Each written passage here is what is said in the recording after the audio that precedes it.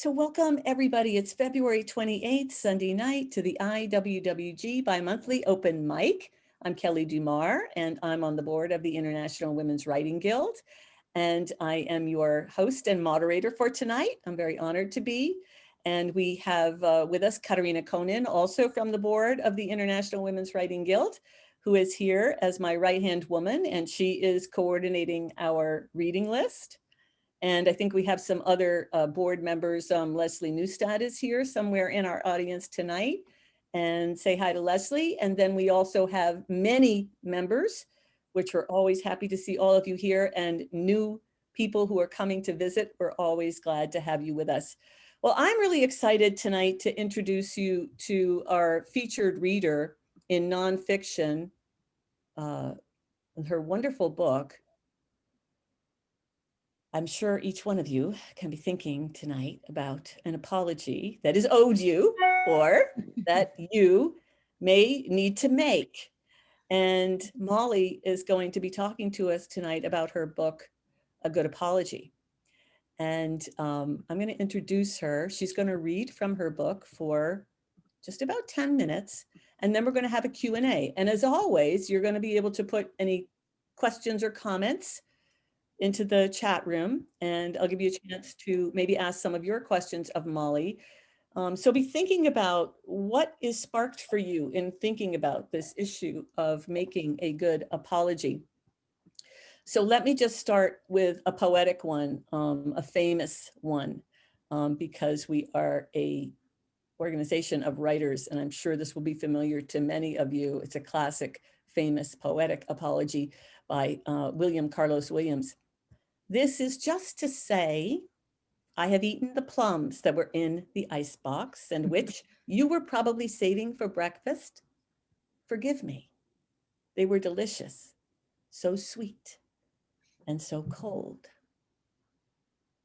We will find out from Molly whether or not William Carlos Williams' apology qualifies as a good apology. It's probably a good poem. Maybe it's not the perfect apology, but we're going to find out. We'll put it in our apology lab and find out. Molly Howes is a Boston area psychologist with 4 decades of clinical practice experience.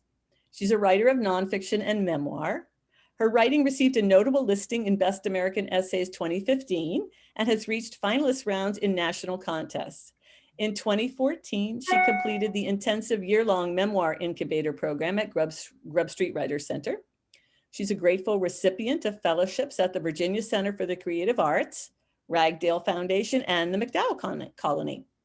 Her publications include the New York Times Modern Love column, Boston Globe magazine, Bellingham Review, the Tampa Review, WBUR's Cognoscenti, which she also read on NPR's Morning Edition, Passages North, Emery's Journal, and Pangyris. She's contributed to the Grub Street blogs and psychologytoday.com. So Molly's new book, A Good Apology, 4 Steps to Make Things Right, draws on academic literature and the broader culture to address the nature and importance of making amends. Drawing from personal and clinical stories, she illustrates why it's so hard for most of us to make a meaningful apology and how to do it anyway, using her accessible model. A Good Apology was released in July of 2020 by Grand Central Publishing. Her previously completed memoir, The Temporary Orphan, A Tale of Invisible Wounds and Unexpected Grace, tells the story of 3 years she lived in an orphanage as a child. The book is about a child's grit and spirit, but also about the costs of her resilience. The Temporary Orphan is a quiet but extraordinary tale of triumph, a story of indomitable hope grounded by stubborn self-reliance. Molly's many years of experience as a mother of 4 children and stepchildren has crucially shaped her sensibilities. Rearing children has taught her very much. I'm going to be putting the purchase link and her website into the chat room. But Molly, thank you for coming and welcome. Thank you so much, Kelly. I appreciate your introduction. I'm excited to be here and I'm glad all of you are here.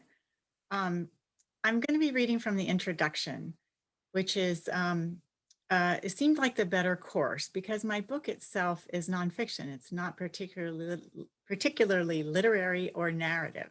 So Bear with me and see what you think. I am perhaps obsessed with apologies. As a psychologist, I find them crucial in my work with people. I pore over books on the subject and study religious texts. For years, I've collected apology stories. I clip them from newspapers, old school style, and keep them in a box under my desk. Recently, the stack has grown fast. During the Me Too movement, we watched the march of shame across our news feeds by high-profile men accused of sexual misconduct. The examination of apologies has become a national pastime and given I'm sorry the weight of a political act. Whether they're from heads of state who relay their official remorse for governmental mistreatment, or from well-known figures who regret their deception, sexual misdeeds, and other trust-breaking behavior, we tweet and post, debate and dissect the sincerity of these public statements. We've made such a sport of apologies that the New York Times has presented us with a choose your own apology column with fill in the blank options. For all our public dialogue, though, the apologies themselves don't seem to be getting much better. We're in an extended moment of attention focused on saying I'm sorry, but the value of apologies is timeless and universal. We need good ones in our personal lives every bit as much as we need them in public discourse. Each time we face another person's injury with courage and humility, we heal individual hurt. When we apologize, we restore damaged connections. We reduce our isolation and shame, and we make our relationships stronger. One repair at a time, we build a kinder society. So, if apologies are so useful and important, why are we so bad at them? Of the hundreds of patients I've worked with, many struggle with how to apologize well, as do most of the people I know outside my practice. I too have missed opportunities and made my share of poor attempts. For a myriad of cultural and psychological reasons, apologizing well is really hard to do. Human perceptual and cognitive biases make our own mistakes and their effects on other people challenging. Labor under misconceptions and myths about apologies, including the idea that our intentions determine our impacts on other people. That is, if I didn't mean to hurt you, you can't be hurt. Or we subscribe to the now historic Hollywood notion that love means never having to say you're sorry. Many of us make no attempt to apologize when we should, and when we do, it's often in ways that inflame the situation or only partially heal the damage. But the good news is that every one of us has the capacity to make effective amends. One of the biggest, most universal roadblocks is a simple lack of technique. That's why I wrote this book. My journey toward developing an apology model began in childhood. In the face of chaos and neglect, including the 3 years I spent in an orphanage, I did what children often do. I tried to control what I could control. When I couldn't fix the unpredictable world around me, I learned to mend physical things. I replaced errant buttons and glued broken dishes back together. I held on to repaired things long before I learned that relationships too can be salvaged rather than discarded. Although I was unaware of it at the time, that early effort was good preparation for becoming a psychologist. My faith that hurt can be repaired undergirds my approach to psychotherapy. I serve as a hope merchant. I can see possible favorable outcomes, and I can help people journey through thorny terrain to reach them. Early in my career, though, I was at a loss when grappling with the unresolved cracks between people. Just out of college, I worked with a woman who lived in extreme isolation because she couldn't face the family she'd let down way too many times. I was puzzled and frustrated that she didn't respond to her family's attempts to connect with her, but I didn't know how to help her move through her shame. Months later, she took her own life. I'll never forget the stunning sense of wastefulness and heartbreak I felt. Her life was lost because she couldn't face and mend what she'd damaged. Soon after, in graduate school, I worked with a couple who'd spent almost 3 decades unhappily stewing about the husband's flirtation with another woman during their first pregnancy. I could teach them to communicate better by then, but I didn't know yet how to help them face their stubborn resistance and resentment so they could heal this foundational wound. Throughout my training, I met other couples stymied by hurt they couldn't get past, and individuals who were as troubled by their own harmful behavior as they were wounded by others. Psychotherapy usually addresses a person's internal experience of hurt, not primarily the pain or guilt from having hurt someone else. I found no supervisor I could turn to or book I could consult that focused on the problem of addressing one's own responsibility for mistakes and wrongdoing. Again and again, I saw how unhealed hurt between people hardened into bitterness and judgment. Unprocessed guilt darkened into chronic shame and low self-esteem. Rifts between people seemed impossible to reach across, and so resulted in unhappiness and loneliness. At its worst, failing to mend relationships led to dangerous levels of isolation. Public health research suggests that weak social connections can be as harmful to a person's lifespan as heavy smoking and more damaging than obesity. The social and emotional support our close relationships provide improves everything from stress management to lung function and coronary heart disease. Despite the value, though, of relationships to our health, many people do not maintain them. In 2018, the United Kingdom appointed its first Minister for Loneliness to address the needs of the many British citizens who report they are often or always lonely. In the United States, up to 40% of Americans over age of 45 suffer from chronic loneliness. Vivek Murthy, the former US Surgeon General, referred to loneliness as a growing health epidemic. In the 1980s, during my clinical fellowship at Harvard Medical School, which was a really long time ago, I began to encounter ideas that would eventually lead to my apology model. My training occurred during a period of transformational thinking in psychology. In the interest of time, I'm just going to summarize the most important theories that affected me from that time. Number one, Carol Gilligan's work challenged the dominant view of morality, suggesting that women used an ethic of care rather than fixed rules to make moral decisions.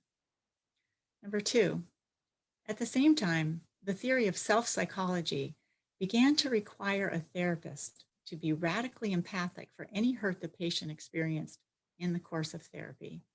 And number three, Jean Baker Miller's relational model proposed that relationships with other people are much more centrally important than conventional wisdom held at the time. These ideas provided the clinical guideposts I followed in my exploration of how relationships hurt and heal us. Along the way, I became fascinated by the radical courage and care that seemed necessary to mend damaged connections. Across decades and thousands of hours of psychotherapy sessions, I saw brave souls recognize an injury they'd caused and reach across a chasm of hurt. An estranged daughter acknowledged that in addition to her father's fault for their difficulties, her unkindness had contributed to their rift. A patient spoke about his friend's perspective in a recent conflict between them. I learned to recognize and encourage steps that repaired hurt. A husband could suddenly stop his counter complaints and offer a sincere apology. A woman considered ways to make up for having missed her angry sister's birthday. A couple tried to rebuild trust after unfaithfulness. In contrast to the dark and lonely outcomes from avoiding an apology or the messy blowback from an inadequate one, I witnessed a deep spiritual lifting of burdens and an opening of hearts when people faced a previous hurt with courage and humility. Their relationships didn't just recover, they grew stronger. An apology may be a small-scale event between people, but it's enormously powerful. We've all done something wrong or made a mistake or insulted someone, even if by accident. And we've all been hurt and wanted the other person to help us heal. Maybe you've experienced a family disagreement that didn't get resolved and resulted in painful distance between siblings or with your parents or children. Maybe you've suffered the tension of unaddressed resentment with your partner. Maybe a dear friend is no longer so close because of an injury that seemed too uncomfortable to talk about. Or perhaps you're one of the millions of Americans staring across a cultural or political gulf at your loved ones, feeling uncertain and hurt. Aside from actual abuse situations, these circumstances can be faced and fixed. It is counterintuitive, perhaps, but the breaches themselves aren't the real problem. Our inability to fix them is what causes us trouble. It's the failure to learn from one another and our missteps that prevents us from developing the resilient relationships we long for and need. We don't really require a study or government official to show us that failure to mend breaks in relationships hurts us. What we haven't understood is how to change this pattern. So, what words and deeds actually repair broken trust? What essentially is a good apology? I've written this book to answer that question. Based on decades of clinical work and incorporating religious traditions, social justice concepts, and psychological science, I developed a 4-step model that's accessible and straightforward.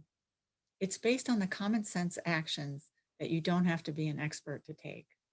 I don't mean to say that apologizing is a piece of cake, but there is a way to make amends that leaves everyone feeling better. Spelled out in simple steps, my model will show you how to 1, understand the other person's hurt. 2, express your regret. 3, make the harm right.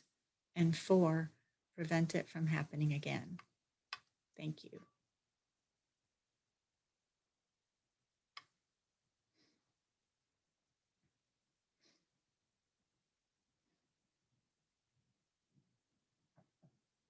Okay, got to my unmute button.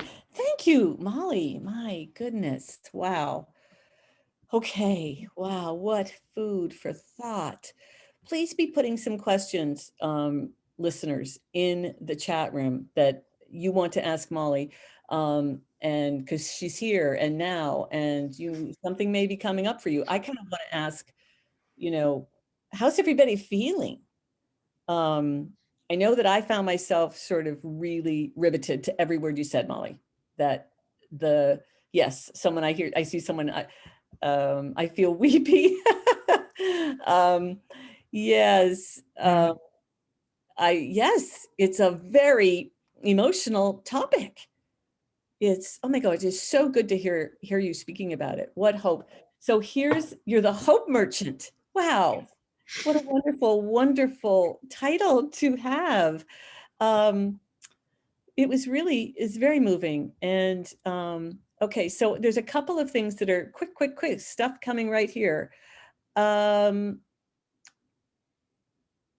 Sally is asking, do you think we also need to be taught to forgive?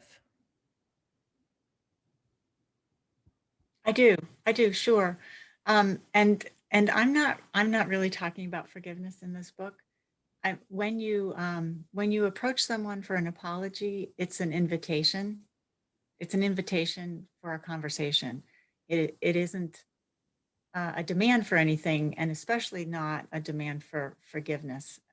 I mean, I think forgiveness is a wonderful outcome, but it isn't. In my view, it can't be the primary reason for the apology, and so it's sort of a separate thing. I have to talk about what the recipient has as options. The recipient of the apology has as options. Yeah, do you think that? Yeah, so I think that what I'm hearing you say is that the apology needs to stand. The motive for giving the apology is that you're going to make it right, that you're taking responsibility for your behavior, for your part in it. And that's all you can do in the framework of that's the most important thing to do. And if that part is done right, where the other person feels like their feelings are heard and the apology is given in a really respectful way, expressing regret, making it right, that is a healing thing for the person who's giving the apology. For both. It's healing for the apologizer and for the recipient, and it's also healing for the relationship. So all three. But to not bring expectations of forgiveness to the apology, that's not in your model. Not so much. Yeah, and it might happen, but it's not the primary. Okay, now Cipra is asking, the title itself attracts readers. She's really interested in it. That wasn't a question, actually. Sorry. Lori says, I want to know more. And Terry says, the keyword equals sincerity. Molly, that was awesome. Please talk more. So Andy wants you to talk more about intention, what we didn't mean to do. Right. Does that question make sense to you? Sure. Yes. Yes. So intentions do matter, right? And the other person should ultimately know what you had in mind, but they don't matter first. What matters first is what happened to the other person, and how your action or inaction may have caused that. And so you have to first, for the first step, just focus on that. And so nothing about you, the would-be apologizer, is relevant then, which is a little weird. It's not how we usually think of things. Nothing about your character, your history of kind acts, what you had in mind, what the other person did first that led to your reacting that way. None of that stuff matters at first. You can get to it later. But I want to go back and underscore somebody else who said sincerity. Yeah. Because when I workshops, I ask people, what makes a bad apology? Because everybody's had experience with bad apologies. Witnessed them, we've received them, often we've given them. And the first thing that constitutes a bad apology is a lack of sincerity, right? If the person is doing it for some other reason, like to get out of trouble or to make you shut up or something, it just won't work. Yeah, thank you. Thanks for clarifying that. So do you want to talk about any other, I mean, I was going to ask you about that. What makes a bad apology? Is there another aspect beyond false sincerity that you think constitutes a bad apology? Yeah, a very popular one is anything that starts with, I'm sorry, but. Yep, the but. Whatever comes after the but completely invalidates the I'm sorry, I think. Similarly, I'm sorry if you got hurt. That you might not have. It really happened. So yeah, those conditional things are a bad idea. Yeah, the if when starts a little bit, it sounds a little bit like wishful thinking. I'm kind of hoping you this really didn't happen, that you didn't get upset. But okay, so, oh, that's a good one. Okay, so, okay. Mary is saying, many times I hear, I'm sorry, but that but makes it feel a non-apology. Sorry, that wasn't the question. Sally is saying, thank you. I think what I meant by forgiveness is to really make the apology understood. Yeah. Yeah. Okay, so you would agree about that? Yes, yes, I think so. Yeah, and one of the ways to increase the chances that it'll be understood is to be collaborative about the later steps in an apology. If one of the steps is to make restitution, it's essential that what you do is about that particular harm, but it's also about that particular person and what will actually make them be healed. And it's important to be specific about that, and sometimes to ask the person, but also to ask, did this work? Was this the thing? Is this enough for you? And because it might not be, and then it would be worth continuing. So Deborah is raising an issue that I think is really interesting. Sometimes a loved one or a person that we may feel we owe an apology to is not with us any longer. Right. So then she is asking, I feel compelled to write a letter of apology to my son who took his life as a waypoint in my journey to recover. So I wonder if you would comment a little bit about how to emotionally approach an apology when we can't really make it to the living person anymore. Yeah, I think that's a very important and painful path, right? Because if you want to grapple with this after the person is gone, you know, it's heroic. It's a really hard task, and I think it's crucially important. I think it can be remarkably helpful to do exactly what you're suggesting. If you write the letter that that says everything that you would say if you could say it, I think that does go some distance to helping, and I'm glad that's part of your path. There are some other things you can do. Um, if the person is not an immediate loved one, but it's somebody that you've harmed and they're not accessible to you, sometimes you can do some of the apology vicariously. Um, for example, let's say you hurt somebody in a car accident because you were impaired and you don't have access to that person, but they're severely affected. You may want to learn about the condition that the person has and see if you can find some way to contribute to other people who have that condition. You can learn by studying or by asking or by um, you know, asking people who know that person or who are adjacent to that person. There are other ways to do the steps that don't necessarily involve the person that you've hurt directly.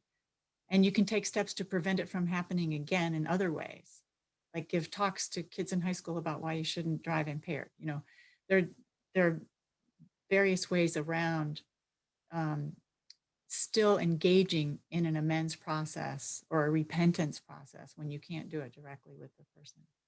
Mm. Powerful, thank you.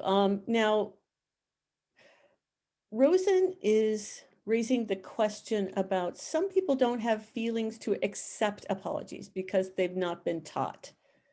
So does that question make some sense to you? I think it has to do with how do you apologize to someone who just doesn't have any idea about how to receive that? Yeah, I think we all stink at this, you know, on both sides. Most of us, we're just not very good at it. We're not very practiced. And if you haven't had the experience of that kind of real exchange of regret and acceptance, then, you know, it's hard to learn it, right? So the person may not be able to accept it, or you may need to move slowly and carefully and maximize your chances of their being receptive by letting them choose the time and place for the conversation and trying again later when it doesn't go anywhere the first time. And you know, Maimonides, the Jewish theologian, said you have to try 3 times during, Mhm. or during the high holidays. You have to try 3 times to apologize. And I think sometimes it takes more than 3, but it often isn't just one time. So the hard nut to crack may take you know, more than one gentle approach to see. Um, I'm glad you mentioned that about the high holidays, because I almost forgot. Allison asked the question, did you discuss or consult with any rabbis regarding repentance and Yom Kippur? Yes, yes. And all fall, I was speaking to Jewish organizations about the since this book came out. And it was a fascinating and wonderful experience to have those kinds of exchanges. Yeah. And now there's another question that I think is a really interesting one about oh my gosh, there's a lot of questions. Spoken versus written. Somebody wants to know about if, would you maybe mention the difference or how you would approach spoken versus written apologies? Well, sometimes written is better because you don't have immediate physical access to the person. But also sometimes it's better because it lets the person have a chance to take it in without having to respond to you directly personally. And some of us don't think that well on our feet. You know, we need a chance to try it on and take it in and see how we feel. And so, you know, it's another one of those tailoring your apology to the person you're targeting. You know, if you know something about how they react and how they think even. And but it sounds like what you're saying is, completely valid ways to approach it, one or the other, that it's just really about what's the best use and the best way in this situation. Yeah. Where they can do it most effectively. But I think directly to the person is important.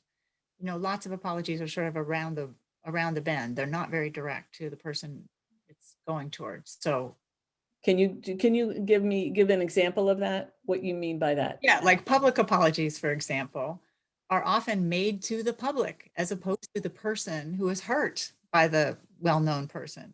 Okay. Yeah. There's a lot to observe in our political system right now around apology, isn't there? We could really do a lab on that. So someone else is asking, I just don't know how to reach the language to reach an ex who has ghosted me since 3 years before our final parting. Okay, so yeah, maybe. So there's another inaccessible person apology, So but still living, but they're ghosting her. But this is an apology that you want, or an apology that you want to give, apology that you want to receive or you want to give. I think that she's wanting to give it. I think she's wanting to give it. So you can't insist that somebody who doesn't want to hear from you has to hear from you about this. Okay. I mean, I don't think that's fair. If you've already hurt them, to then insist that they deal with you about it when they don't want to, or they will be hurt more by it, or they believe they'll be hurt more by it. You can ask, you can try to discuss it a little bit with them, but it's not on them to make you feel better. It's really about you. Molly, how are you doing? Are you doing okay? I feel like we're asking you some really challenging questions here tonight. My favorite topic.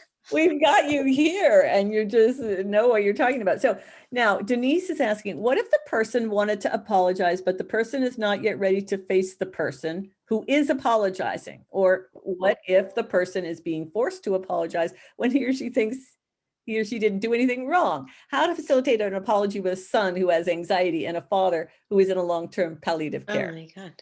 That's a complicated question, but maybe there's something you can comment on there.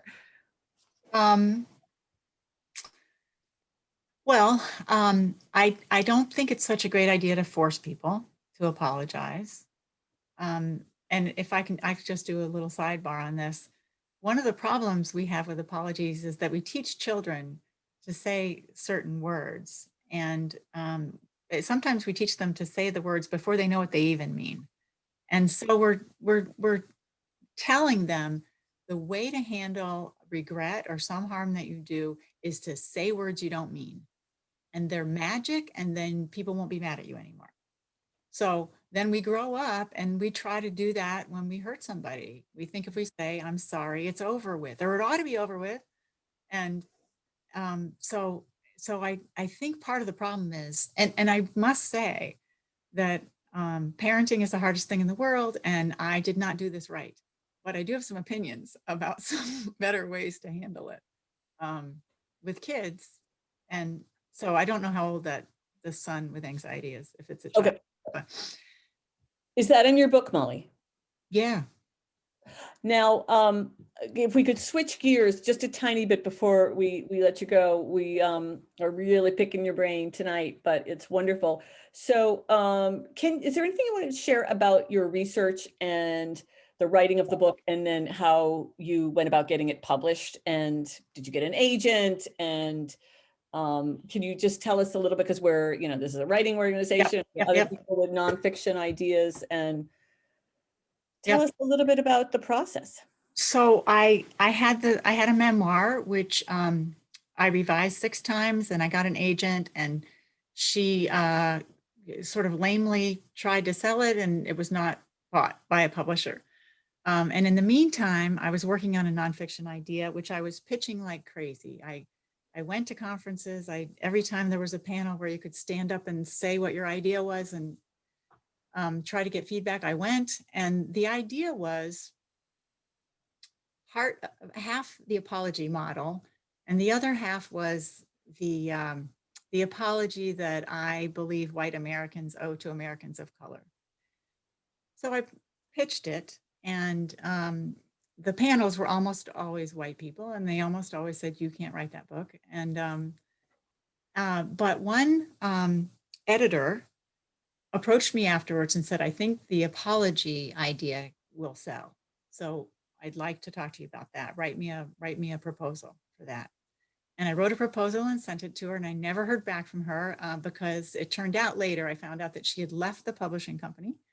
So a year and a half later, an agent approached me, an agent from a good agency, which, you know, doesn't usually happen, and tried to sell me on her agency because she'd heard from this editor that I had an idea that might be worth making into a book. So that was kind of like a Cinderella story. And You she like those? she was a dream to work with. It took a year to write the proposal. And it was 75 pages long and was an outline and in some depth of the whole book. And then it took another 6 months only to write the book itself. Molly, wonderful and really fascinating. And it is lovely to hear that, you know, finding an agent, finding the right agent, getting through the publishing, getting your book to being published is always really challenging for most people. Yeah. And we will be having, by the way, probably some summer programs in Meet the Agents again, as we do often in the Guild. So just to give everybody the heads up, getting the chance to pitch your book or ideas to an agent is something we want to help you with later in the summer. So stay tuned. But Molly, I don't know what to say. This is such a rich topic. It's so compelling, and you've presented your experience with it in such a powerful way. There's many more comments in the chat room. So I'll send you a copy of this, but you should have some time to read it. And I know how grateful we are and how excited everybody must be to read your book. And I did put the links to buying Molly's book in the chat room, A Good Apology, and also her website. So I do hope you'll contact her, and then I'll put them in the chat room one more time before we go tonight. Thank you. But maybe we could just sort of have a muted round of applause, because it's really meant a lot to have you here tonight. The work you're doing is fabulous. Thank you. Thank you so much. I wish I could respond to all the comments and questions. You can in the chat room if you want to a little bit more, but you don't have to. And we're going to switch over right now to our open mic. And it looks like we've gotten down to a very manageable number, everyone. So that's the great news. Thanks to Katarina, who is our wonderful wizard in the reading list. So I'm going to turn off the recording, and we will be making this available if you want to watch it, or if you know a loved one that you think should really watch Molly's, we'll make the link available on YouTube tomorrow. So I'm going to turn that off now. And